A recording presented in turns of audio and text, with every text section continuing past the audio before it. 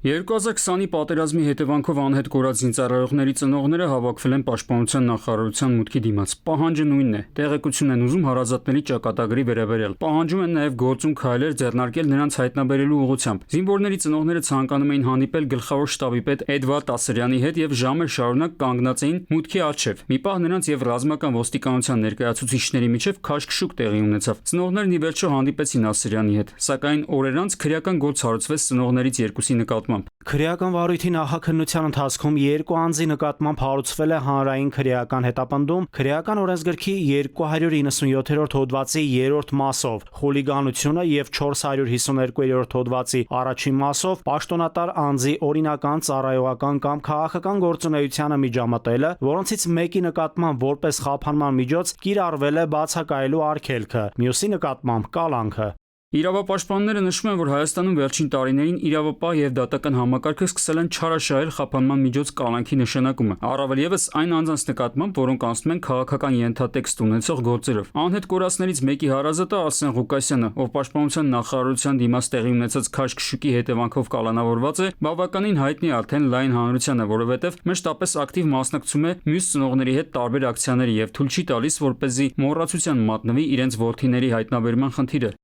Քննիչը, այսպես ասած, հիմնավորել է, որ ինքը ունի ղեկավար դիրք անհետ կորած անձանց հարազատների շրջանում, ընդ որում չեն նշել, որ անկարգություններ կարող է կազմակերպի, հենց նշել են, որ ինքը ղեկավար դիրք ունի եւ կարող է համանման ակցիաներ կազմակերպել, հետեւաբար անհրաժեշտ է իրան, այսպես ասած, մեկուսացնել այդ հնարավորությունից։ Դեպքից հետո մի շարք լրատվամիջոցներով սկսեց շրջանառվել տեսանյութ, որտեղ երևում է, թե ինչպես է կալանավորված Արսեն Ղուկասյանը բեռնախցիկից ինչ-որ բան վերցնում եւ թափահարում այն գլխավերևում։ Մեկնաբանության մեջ նշվում էր, որ դա մետաղյա ձող է։ Իրականում, սակայն, դա Ղուկասյանի ձեռնափայտն էր, որը կրում է իր հետ շարժողական խնդիրների պատճառով։ Բայց այս ամենից զատ առաջնային խնդիրը խափանման միջոց կալանքն է։ Ինչի համար է կիրառվել հենց դա, այլ ոչ, ասենք, տնային կալանքը։ Դատարանը գտել է օրինակ, որ մարդը կարող է փախչել եւ խուսափել քննությունից ու պատիժ կրելուց։ Մենք ասել ենք, որ այս մարդը փախուստի դիմելու որևէ պատճառ, հնարավորություն, փաստարկված տվյալ չունի, որովհետեւ ինքը մեծ առաջնահերթություն ունի